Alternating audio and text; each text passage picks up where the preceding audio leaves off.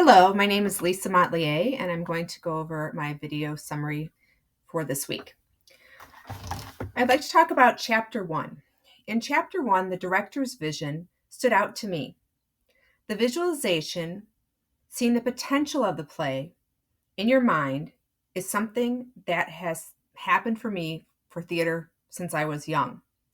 So the visualization of what can happen with the play is something that is very important as a director. I've never been a director, but I've been an assistant director in high school and in college for undergraduate theater studies programs. I think it's really important to think about the role of the director and this visualization process. So, what I wanted to say was, I think that I aided the director as an assistant director back in high school and in college and helping them get the process started of what their visualization was of the play. The visualization process depended on the style of the director, and the different directors that I worked with made a difference in how they started this process and how they finished this process. Right now, my current position, I'm ESL faculty at a community college in the suburbs of Chicago in Illinois. And the reason I'm here is I hope to introduce theater to my adult education ESL students.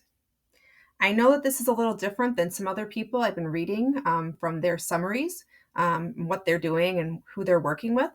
But as an adult educator, I see the importance of theater for my students. So I'm going to need to show my students about some terms that have to go with directorial vision. And examples: storytelling, conflict, emotion, entertainment, etc. from Chapter 1 from Catron. And these terms are important for them to know why we're doing this, right? My advanced level ESL adult students always are asking why. Why are we doing this? And as a teacher and the director, in this case, of these students, I would need to make sure that I am explaining why we're doing this. And I'm going to have to define them. Technical language needs to be defined for students, especially advanced level ESL students are always asking why. Why, teacher? Why do I have to do this? So it's my job to do it.